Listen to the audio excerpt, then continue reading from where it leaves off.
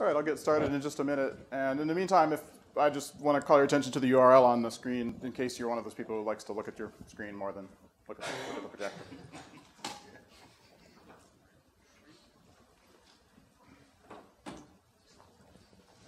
Okay, is it okay to start? Great. Thank you for attending. My name is John Regier. I'm a professor of computer science at the University of Utah. And I'm going to talk about undefined behavior today. And I just want to add that I would certainly love to get questions while I'm talking. I'd rather kind of be interactive and address the kind of things that you'd like to hear about rather than get through all my slides. Okay? So what I'm going to do today is talk about what undefined behavior is, why it exists, what are the consequences, and sort of what can we do about it. And if you noticed from your program, I have this slot and another slot from 3:15 to 4:15. And so these topics will be spread across the two slots, just kind of however it comes out, depending on how interactive you are and how fast I talk. And I'll try not to talk super fast, although I sort of by default do that. So let's talk about interface design. Interface design is hard, right? Interface design is never easy, and designing failure modes of interfaces is one of the hardest parts. As you can see here on the screen, I've showed just sort of a really easy question, or a question that should be really easy, which is what should our language implementation do for the square root of -1? And you can see that there are some, a number of choices, and none of them is obviously the right answer, independently of everything else that's going on. All of these things could be the right answer. And the different choices have a lot of effect on our programming system, whether we return an in-band error or an out-of-band error, whether we have a language with exceptions, whether we have complex numbers. These are pretty big decisions, and getting these right is hard. It's sort of these global design decisions that make designing programming languages and programming systems, really this really challenging thing that it is. So you can see that on the bottom, one of the possible choices for this is undefined behavior. And so undefined behavior is just a design choice. So it's just a design choice. It's one of the things we can do when a program does something, but it's this pretty extreme design choice, right? And the reason that it's extreme is that out of all the choices we can make of what the compiler is required to do, or what the programming language implementation is required to do, when the program does something, this is the one that imposes the fewest requirements. And you can see that I've regurgitated a little bit of language from the standard here. So undefined behavior is pretty commonly seen on hardware platforms. And what it does there is gives the hardware manufacturers a way to say, here's a register. We're going to put something in this register later, add some functionality later. We haven't done it yet. And really, really, really don't mess with this register, because then later your software will be broken once we do something there. So that's sort of the most basic and most defensible use of undefined behavior, is to warn you away from doing something where nobody wants to do error checking, and where nobody wants you to rely on any particular thing happening when you do that. So this is kind of like I say, the sort of baseline usage of undefined behavior. And it's kind of crept into, it's sort of pushed into other usages as well. So what I want to do next is make an analogy. And it's a pretty loose analogy, but I'll just ask you to bear with me for a little bit. So here's my loose analogy. So this is a derivation that many of us ran into in grade school. And the derivation starts off with something sensible, and through a series of steps, mostly good steps, ends up with an indefensible result, right? So you can see that we've ended up proving that 2 equals 1, and each of these steps, at least to somebody maybe in grade school or possibly high school, looks okay. And so which is the wrong one? Yeah, we had an obligation before performing this step of the derivation to prove that we weren't dividing by 0, I mean. And once we do that, things go wrong, and we end up with a completely nonsensical result from a series of what seem to be pretty normal steps. And the reason I use this example is because I think it really kind of helps convey the flavor of what's going on in undefined behavior, where nobody tells you what's going wrong. You sort of have to observe this for yourself by knowing all these rules. And it doesn't just kind of necessarily give you sort of a predictably bad result. It kind of makes the whole thing garbage. And you can see this entire thing, our proof here is garbage, right? It just doesn't make any sense because we've admitted an inadmissible proof step. So anyway, it's just an analogy. I don't know if you like it or not, but I sometimes use this, and I think it's helpful in it's helpful in understanding undefined behavior. And let me do another example.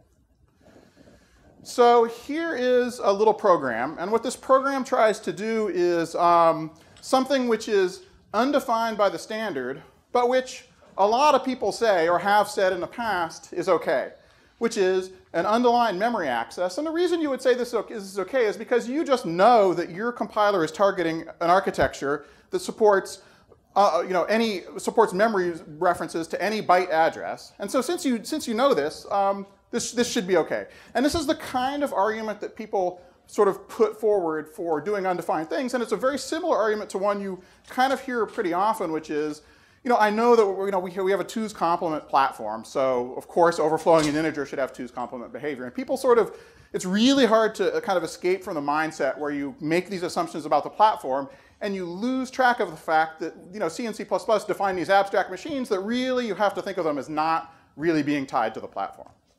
And so the analogy I'm going to use here is one that I didn't come up with. It's one from one that somebody posted on the internet a long time ago, which is that saying that this program should work because x86 supports unaligned memory references. I'll just let you read it. It's a reasonable analogy here, and it's wrong. And so of course it all sort of hinges on what do we mean by playing basketball, right? Or do we mean holding a ball and moving, or do we mean something more sophisticated, like adhere to a collection of rules that we all understand as being basketball? So is that sort of clear? And anyway, it's a terrible argument even so, because x86 64 has move DQA anyway, which has the A is for aligned, right? So it has so the program I just showed you doesn't crash on x86, but programs not too much more complicated, compiled by GCC, will crash on x86 because you get the compiler to emit a move DQA, and then the program actually does crash, right? So it's not even true. The basic reasoning isn't even true here. But even if x86 didn't have that instruction, or if the compiler never generated it, it still wouldn't be true because the compiler would be allowed to assume that things were aligned and do something wrong with your program, do something better that you didn't intend with your program. Okay. So C and C++ have lots of undefined behavior. They have undefined behavior to avoid overhead in the generated code. They have undefined behavior to avoid compiler complexity. The compiler gets to assume things that would either be difficult or impossible to prove from first principles if the compiler weren't allowed to just assume them. And then they have undefined behavior to provide compatibility across different implementations of the language.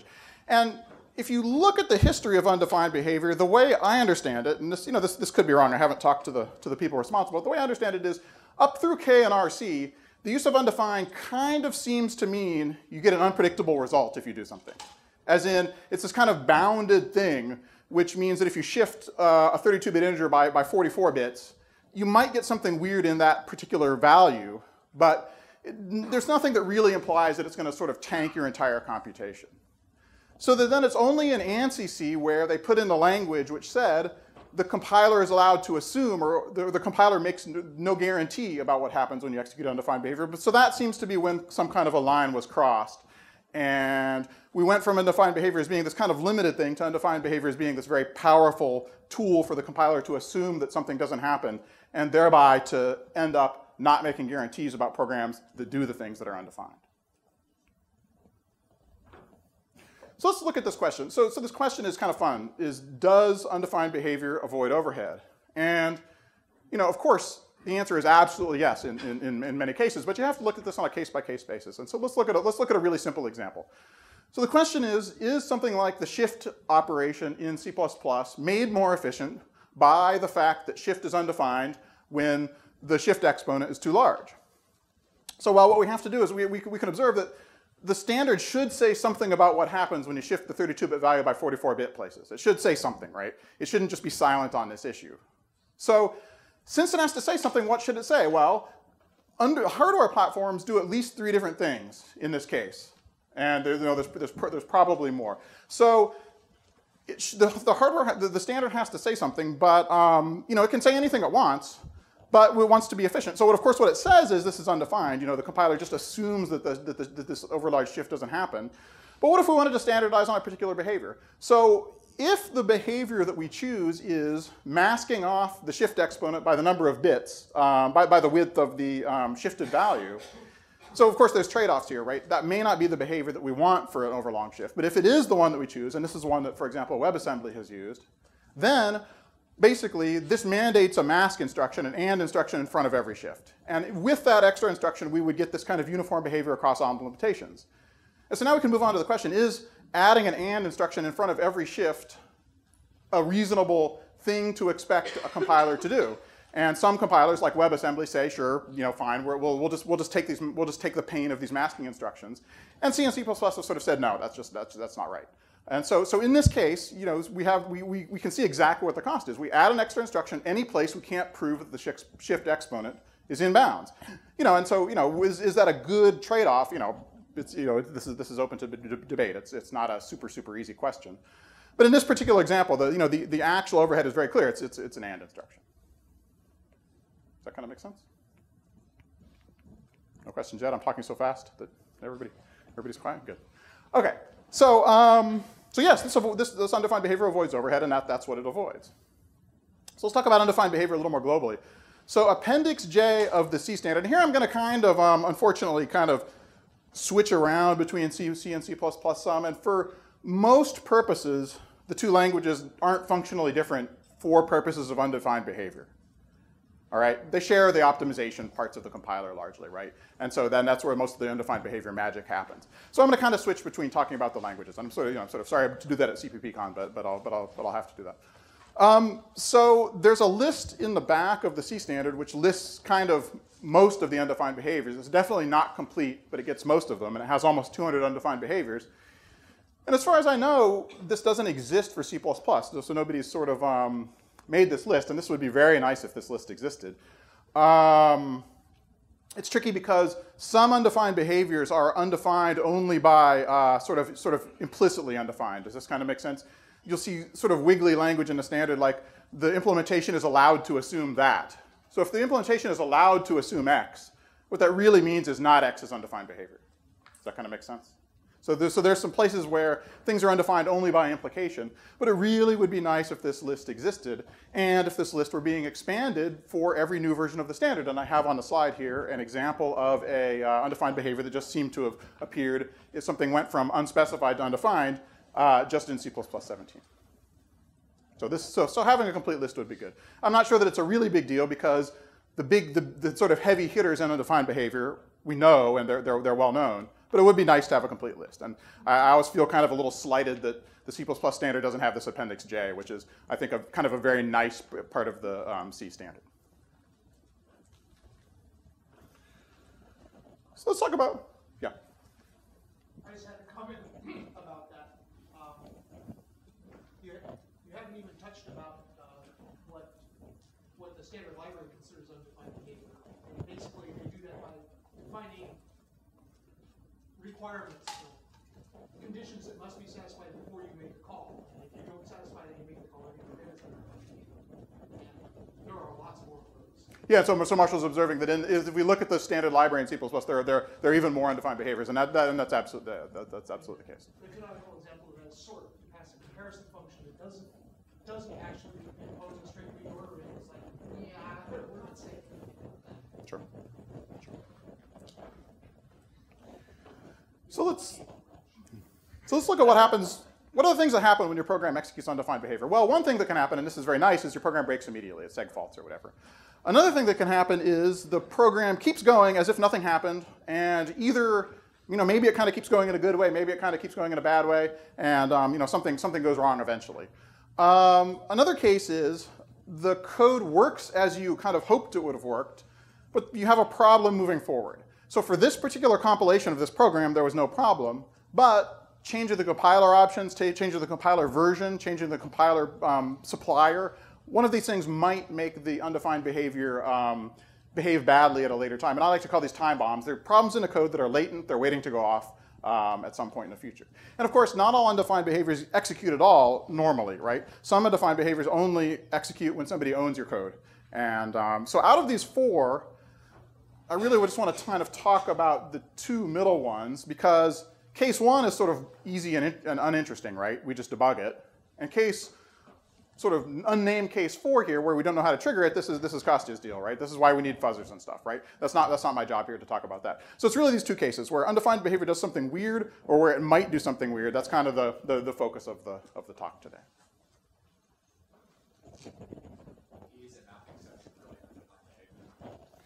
Oh, that's okay. So the question is a math exception undefined behavior? The answer is no. The answer is that the division by 0 is undefined behavior. The math exception is what might, that's the symptom that you might get on some platforms. But the standard doesn't say anything about integer divide by 0 producing an exception. That's pure x86. As in, it's undefined behavior. What's defined on. It's the abstract machine which makes it undefined. But this is the thing is, if the abstract machine guaranteed that you would get the exception, then that would be one thing. But it doesn't guarantee this at all. I mean, that code could be elided or something if the compiler decided to do so. If a compiler could prove that that a division by 0 happened, it wouldn't need to trigger the exception. And I strongly bet that you can construct cases where it does that. So let's look at what's been happening over the last 25 years or so. So one thing that's been pretty awesome to watch and to see happening is that the undefined behavior detection tools have been getting good. So starting maybe, I don't know what the first undefined behavior detection tool was, but something like Purify maybe in the early 90s would be a good example. So this was one of the first, or maybe the first memory overflow detection tool. And those of us who were around in the 90s remember that was awesome. When you got Purify, I mean, everybody, I don't know how many of you remember first running Purify on something, and even stuff like LS would have all sorts of problems in it. I mean, it was incredible. So Purify was this thing which rewrote your binary to insert checks. Maybe not unlike Valgrind, except that it was not a just-in-time compiler as much as a sort of a load time compiler. Anyway, so these tools have been getting awesome, and just in the last 5 years there have been enormous improvements. But on the other hand, compilers have been getting cleverer and cleverer at exploiting undefined behavior to improve code detection. And even sort of simple things like improving the inliner can greatly increase the scope of the undefined behavior exploitation that happens on your program because it exposes more code to the compiler's analyses, or it puts code together where the compiler analyses can look at it all at the same time. So compilers are getting clever, and this has been causing, since maybe around 2000, these kind of time bombs to go off. And one of the interesting ones that's been kind of fun to watch is integer overflows. Those a lot of 90s era C code assumed that integer overflows were 2's complement. And since like 2000, GCC especially has been making those sort of one after another kind of not be 2's complement behavior. And this has caused little sort of, it's not been a huge issue, but it's been sort of a niggling source of correctness bugs for a number of applications for a long time.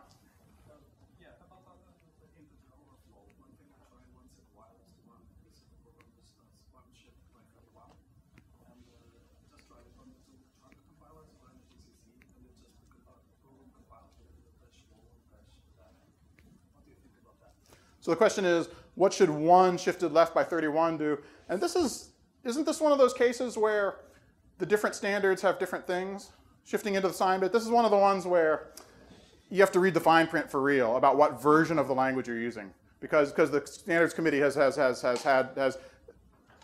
C99, I believe that's undefined, to shift a 1 into the sign bit always.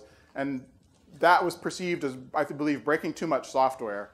And they've backed off on that. So that was a really nice example of the committees taking feedback and backing off on something, which probably provided pretty dubious optimization value in the first place.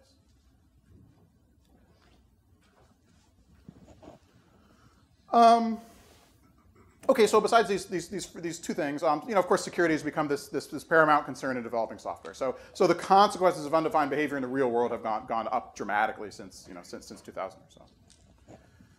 So this is just a tiny rhetorical question. What happens when you go to a compiler developer and you tell them that your program, which executes unaligned memory access, is broke because you changed the optimization level or upgraded the compiler? Well, the compiler developer informs you that there are these things you shouldn't do, and please just don't do them because it's not their problem, right? So one of my kind of more fun, this is sort of small of me perhaps, but one of my more fun moments was when we started running the tool which became part of UBSAN, so detecting integer overflows. This is like what happened when you ran GCC.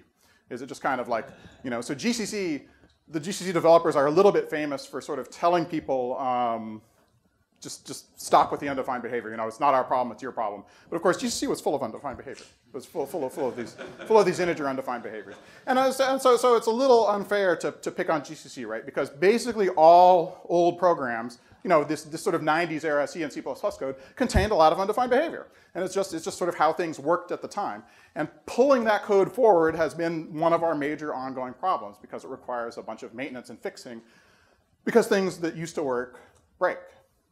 Or maybe even they never worked, but the security problems have become so much more severe. So what are we going to do about that? What are we going to do about all this 90s era code? Well, one thing we can do is go back and fix all of it. That would be awesome. Another thing we can do is just stop dialing up the optimizer. That would maybe not be awesome, but that's a possibility. And of course, we're not going to do those things, right? We're mostly going to kind of do a mix of these things. But we're stuck with a lot of code that doesn't want to get fixed, at least aggressively. And we're definitely not sort of dialing back the optimizers in any systematic sense. So now I want to sort of take a look at some specific examples for undefined behavior. And this is going to be kind of a mix of C and C++. And I'm going to just admit up front that I cherry pick my compiler versions somewhat when I make these examples. So if you type in the code here and run it with the compiler I said, it might not give the result that I said because I might be using GCC 5.4 instead of 5, and you have 5.5 or 6.5 or whatever. Okay, so I just have to sort of say that up front. But this particular one that I'm showing on this slide is generally pretty robust across versions of GCC and Clang for a long time. So what this program shows is a function which compares, the function foo, which asks whether x plus 1 is greater than x. And so mathematically, of course, that's true, right? X plus 1 needs to be greater than x. 2's complement-wise, that's not necessarily true because x might be int max. But C-wise and C++-wise, it is true again, right? Because either the result is undefined, in which case it doesn't matter, the result is irrelevant, or it's true. Does that sort of make sense? So the compiler can do this little case analysis, and that case analysis will let us infer that the function is always true. But the fun thing about the program here is in the same compiler, at the same optimization level, in the same program execution, the compiler asks the same question twice, says different things. So the thing being illustrated here is that there's no requirement for consistency. There's no, this isn't like implementation defined behavior, right? This is something where the compiler says right after it, one another that x plus 1 is greater than x and is not greater than x when x is int max. So of course it's an undefined program, right? It's an erroneous program. It shouldn't have done this. Upsan would have detected this. But if we do this, the compiler is free to sort of mess with us a little bit. So that's kind of a fakey example, right? It's not necessarily very interesting realistically. So here's one that may be more interesting realistically. So here's a integer overflow caused by shift by too far that was in an old version. This is maybe 10 years ago or something of Google Native Client. And so what happened is they had a mask operation shown in the little code fragment at the top towards the top of the slide. And that was masking off some low bits of a number. And they refactored the code in some sort of a routine refactoring that none of the code reviewers noticed to be the second snippet of code on the slide. And the problem is that the shift exponent, the nap align boundary, ended up being 32. And shifting 1 left by 32 places, if one's a 32-bit integer, then this is undefined. And what the compiler did is basically drop this mask from Google Native Client silently, causing the sandbox to be weaker than it should have been. And so if you think about it, this is like kind of a little bit of a worst case scenario, right? We have something which is a sandbox. It's designed to be enforcing security properties on this containerized code. And it's not, but it sure looks like it is. And if we don't have a test case for this specific case, then we're sort of hosed. Right? So this showed up on the Google Native Client mailing list as sort of a scary example of the kind of thing that can happen if you aren't explicitly checking for undefined behavior in the code. So like I say, that code just went away. And there's lots of other examples of code going away silently, and some of the more famous examples, and I'm not going to go through them in detail, but you might have seen these where people use uninitialized data as entropy in random number generators sometimes. This is sort of poor always, right? This is never like good at all. But the compiler can make it so much worse by sort of transitively seeing that none of the code that depends on that matters really. because it's undefined code, and the compiler can go sort of clean up with a fairly broad scope if it wants to. The compiler can clean up that kind of code and just delete it. And again, we have the flavor of the thing happening is that the source code looks one way, the object code looks a different way, and if somebody really doesn't go dig in, we're never going to see it. All right.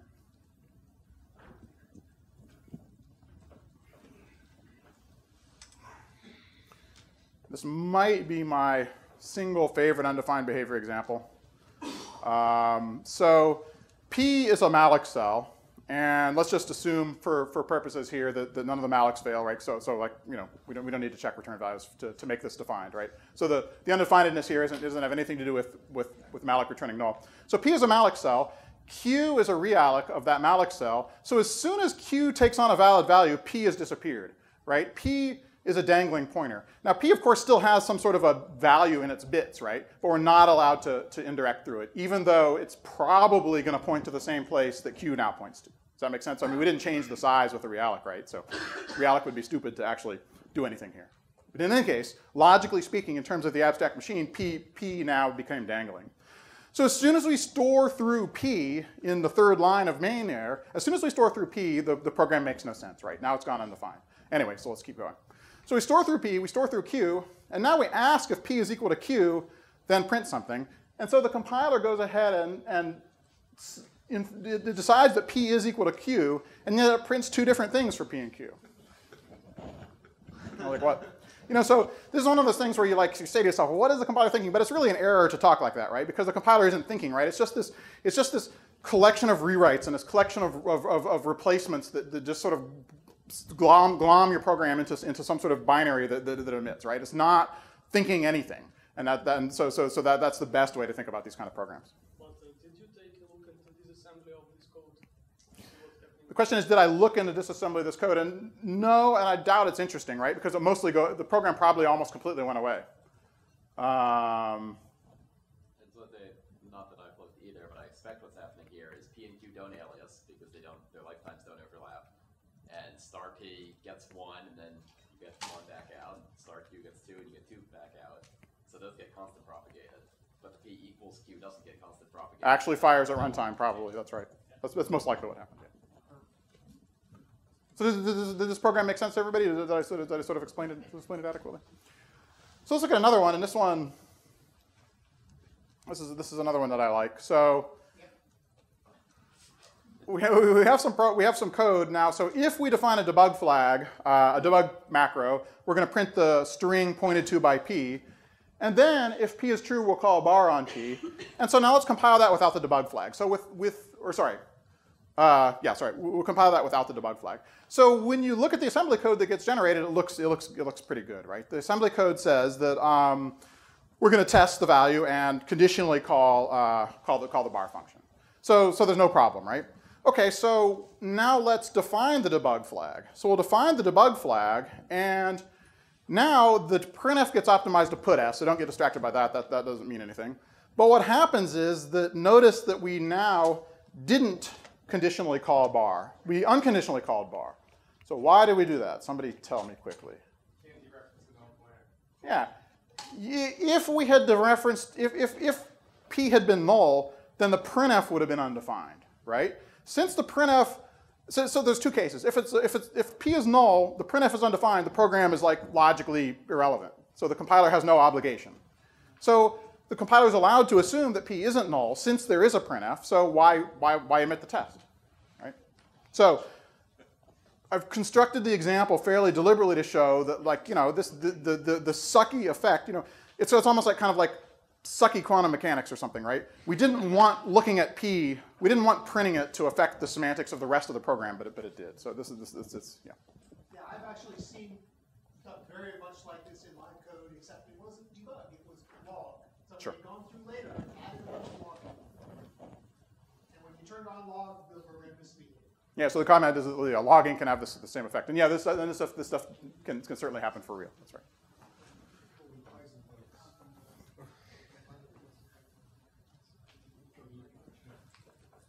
I've taken advantage of this with break statements.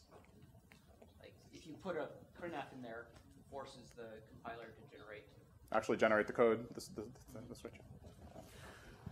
So here's another function. So this one calls memcopy, and then if the source pointer was null, aborts. And so it should be no surprise, right, that the jump to memcopy occurs, right? Because if it was null, that memcopy would have crashed anyway, right? So at first glance, this looks just like the previous example, right? But it's not. It's not just like the previous example because n could have been 0. So the way this works is, even if n is 0, even if we're not copying any bytes, the standard says that you have to have valid pointers p and q for memcopy regardless of the value of n. So the inference is, the compiler is allowed to assume that it's a null pointer. And what this particular thing does, this is actually a little bit harmful in practice. This particular one burns people because you'll have a loop that's doing memcopies in it. And sometimes it's easier to have a memcopy with 0 at the last iteration of the loop, a memcopy of 0 bytes. Instead of jumping out of the loop somehow, you go ahead and execute the code. And so this is all fine, right? It's a little bit cleaner loop structure because the memcopy is just not going to fire. But you can get into trouble because the compiler can then assume that the arguments weren't null, even though they could have been at that point in the code. And this can lead to unexpected consequences.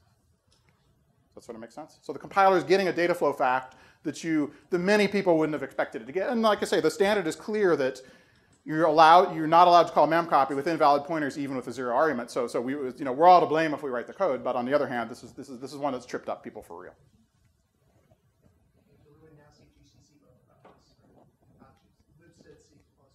Oh, lib standard C++ bug because of this? Okay. And they did something like this and then tried to delete the pointer. But their delete operator had a test for not null, which I like. Exactly the kind of thing, sure.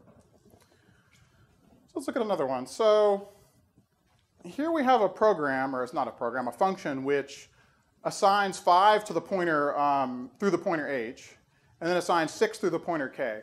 And you can see in the assembly code that there's a very easy, nice correspondence between the assembly code and the C code. The store through h turns into the first move. The store through k turns into the second move. And then why didn't we just return 5? Why do we actually have a load following the 2 stores?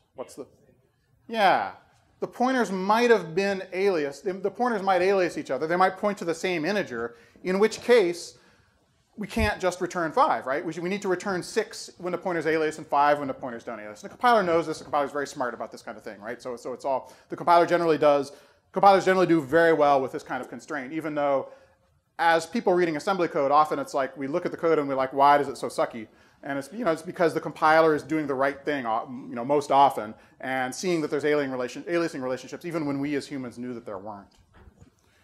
So if we adapt the code just a little bit by making k a pointer to a long, so now h is a pointer to an int still, k is a pointer to a long, so you can see that the move of 6 became a move q, so you can see that this is now a 64-bit move, but also the function just goes ahead and returns a constant 5. So the aliasing couldn't happen here when it could in the previous code.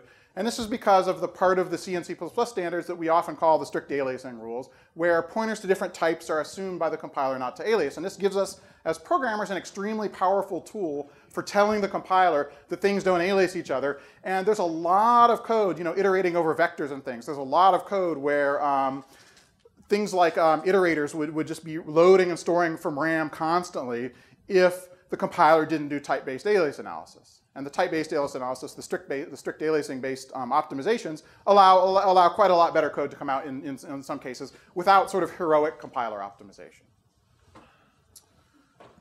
Okay, so that's all good. But it's sort of nasty, though, that even on a 32-bit machine, so I didn't show you 32-bit code here, but even on a 32-bit machine, the same exact thing happens, right? So even when size of in and size of long are the same, the rule still applies. So now the compiler is kind of being a little bit, right? It's being a little bit nitpicky with us. But the optimization is not valid if h is a pointer to int and k were a pointer to unsigned int. Does that kind of make sense? So the compiler has these extremely specific rules about when different pointers to different types could alias each other. And these are fairly hard to get right. And this strict aliasing stuff has been if you really look at code, some large fraction of code is broken with respect to the strict aliasing stuff. Because, if you think about it, well-typed high-level code just isn't going to have the kind of pointer casting that's required to break the strict aliasing rules. But on the other hand, why are we using C and C++, right? It's most code, most real programs, somewhere at some point, get some typecasts in them and end up falling afoul often of the strict aliasing rules. It's quite hard to avoid breaking these rules. And consequently, it's not that uncommon, and I'll talk about this more later, it's not that uncommon to see real programs that compile with the strict aliasing stuff turned off. Because we just don't know where stuff is broken often. So here's one where I had to go back to a bit of an old version of Clang to get the compiler to generate the code that I wanted. I don't know if this was fixed. I don't know if the thing that I'll talk about here was fixed on purpose or accidentally, but the recent versions of both GCC and Clang have been doing something friendlier than what the code is showing here. So what the code does is function foo calls bar and then does some math. And if you look at the assembly language, the issue is that the integer divide instruction, the IDIV there, 4 instructions down in foo, precedes the call to bar. Does that make sense? So there's no reason at first glance why the compiler should care, right? It can reorder instructions fairly freely. But the issue is that, what's the thing about the IDIV that's kind of funny? Yeah, that's a trapping instruction. If we divide by 0 on x86, that's going to throw a trap and terminate our program. And so that generates something which is so it's undefined behavior. So the compiler doesn't care, but it's something that we can see happen. And this externally visible behavior that happens because of the IDIV isn't considered external behavior, right? It's undefined behavior, and the compiler's obligations have sort of ceased, if that makes sense. So if we take this program and we generate kind of the obvious wrapper for it, we're going to call foo with 0, and we're going to provide an implementation of bar that prints something. This is what happens, right?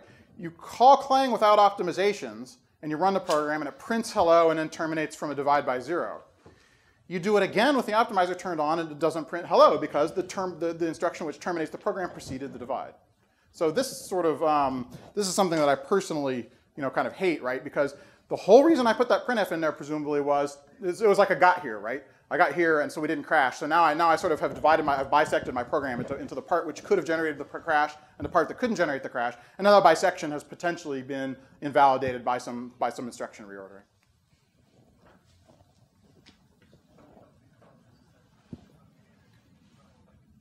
Well, okay, so the comment was undefined behavior can travel back in time. So yeah, exactly, right? So undefined behavior can travel back in time. And so this is yeah, go ahead. So the reason that you can no longer do that, we stop doing that, is because bar could call exit and then won't reach undefined behavior. I was thinking throw exception. Or throw exception or some other. So you're saying that was stopped on purpose because we didn't know that bar was a pure function. That is an invalid transformation. Yeah. Okay. Okay. Good. Well, that's good to know that was stopped on purpose. Okay. Good. Sure. Probably with printf you still do that as long as it knows that it doesn't show or it returns, then it's probably valid. The question is if the compiler had seen the printf, if it might have been able to see that didn't throw or didn't call exit. Yeah. Good. Anyway, so the kind of cute thing about this one is that the time travel aspect of undefined behavior is actually explicitly spelled out in the C++ standard. So this is I've just grabbed from C++ 17 here, but it says that the order the undefined behavior it sort of precedes the instruction that or the statement that caused it. And so this is so it's sort of explicitly allowed. Okay. Still happy? Still with me? All right, now I'm going to show you one where this is the most artificial code fragment ever. It's explicitly designed to show you something. It's not real code and it's not good code. So what it is code that returns 1 if Fermat's last theorem has a counterexample within A, B, and C less than 1,000. All right, and otherwise doesn't return. And I've explicitly made it so that it doesn't return. I've explicitly structured this in an extremely specific way to prove a point. But the point is, this, looking at the code, it shouldn't return 1. It shouldn't return true unless Fermat's last theorem can be disproved within this bounded bounded space of the space of integers. Is that do we buy that? The integers can't overflow. The integers can't overflow here. That's good. So the question is, yeah. So if we could have integer overflow in the multiplications, then my whole program would be bogus, and the compiler could break it a different way. But the bound of 1,000 is chosen to put us just below 2 billion, right? Yeah. Yeah. So we're going to barely stay within 32 bits here. That's right. So there's no integer overflow. So we take this sort of silly code that's doing some format stuff, and we wrap it in some C++ code which just calls format, and then and the most Clang 5 will just happily print that Fermat's last theorem was disproved. And of course it didn't. Of course it right. Obviously the theorem isn't false, and obviously the compiler didn't find values for A, B, and C that disproved it. Right. What it did was terminated an infinite loop because that loop didn't contain any side affecting instructions, and this is explicitly allowed in the standard. And I was kind of complaining about this a number of years ago, and Hans Bem wrote a nice note about this issue, which explains exactly why this is a good design choice and why it's hard to do something different. It's actually pretty awesome. I really recommend reading it. Hans is this extremely smart guy and persuasive author. And so I was all mad about this issue, and then Hans wrote this, so I was like, all right, well, whatever, he's right, fine. Fine, whatever. But the funny thing is, though, is that this particular issue irritated enough embedded systems developers that in C11 they put a loophole, which is that if you have while constant expression, that's an infinite loop. All right. So while one or something equivalent is an infinite loop for real and can't be terminated by the compiler, but other even syntactic forms, right? This is nothing about the semantics of the code. Other syntactic forms are still vulnerable to this particular thing in C. And like I say, what I believe happened is that enough people got irritated with the while one loops in embedded software where you're trying to hang the processor at the end of some loop and just take interrupts. Enough of those were terminated and the processor dropped into garbage that people put some pressure on the standards committee to add this loophole. Like I say, I didn't hear that. I didn't hear that story, but that's what I believe happened. Okay, so what does this do? This sort of forces us to put some sort of a side effect in a potentially infinite loop, or else the compiler can just sort of drop us out. And so if I had gone back to the code and put in, a malloc or touch a volatile or anything like that. Sorry, say again? Yeah. Returning A would, trying to print the actual counterexample would have generally caused the compiler to not do the thing that it did. That's right.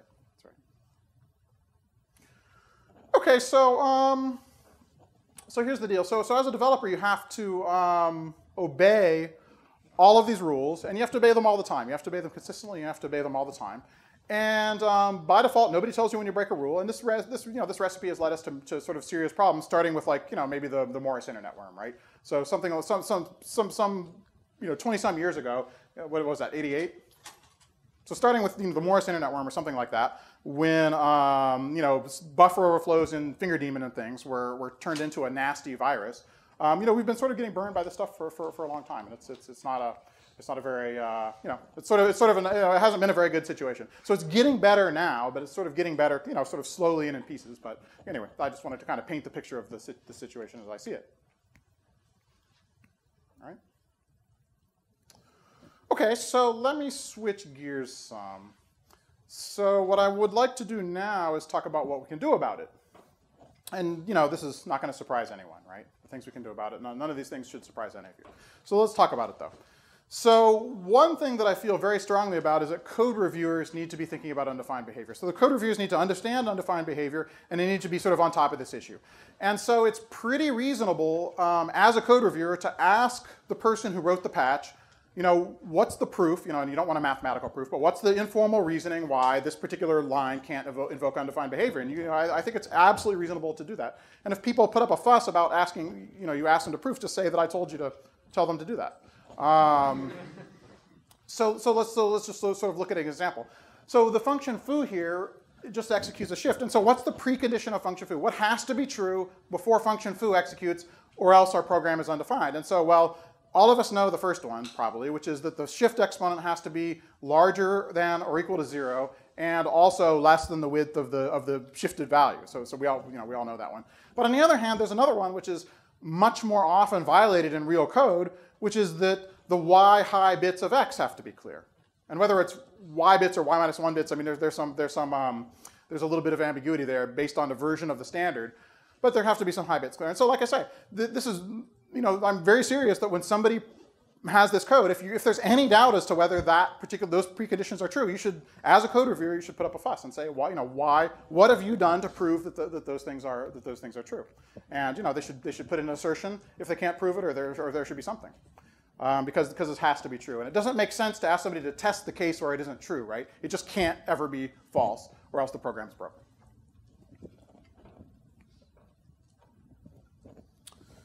So let's talk about, yeah. Does this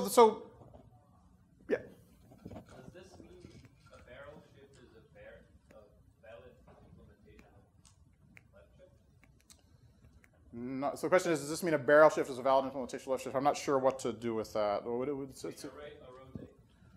Oh, the question is a rotate a valid implementation of left shift? Because if the bits have to be clear. Yeah, I suppose it is. That would be a fun code gen change to put into a compiler and see what happens.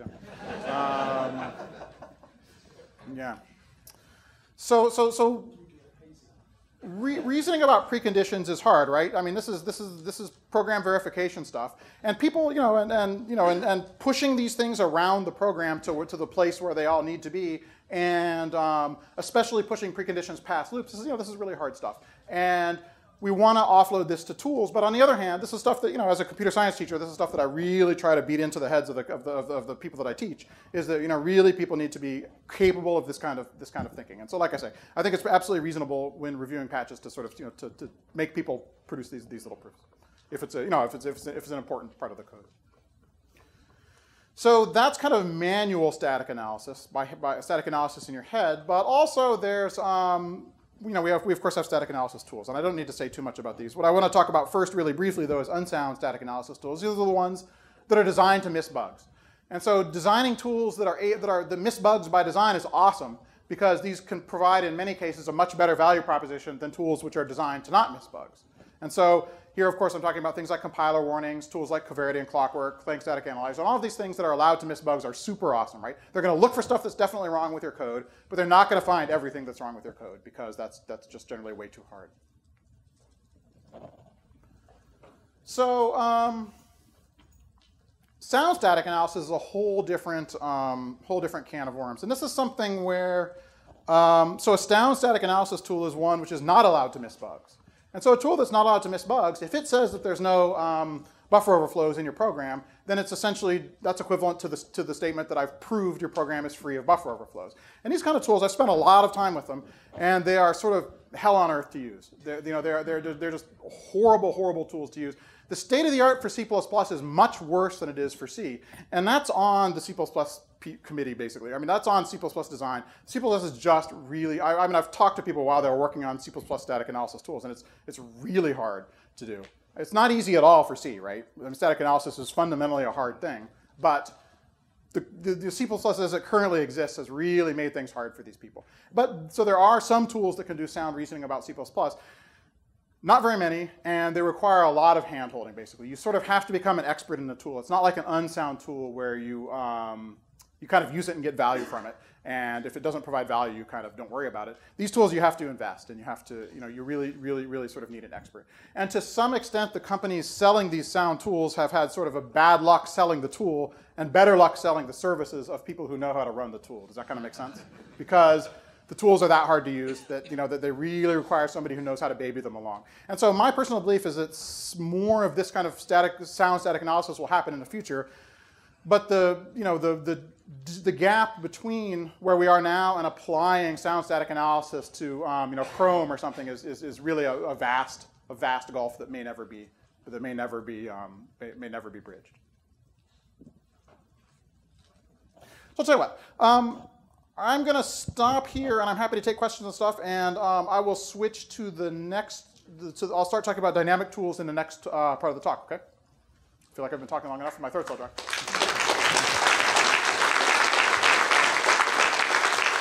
Thank you.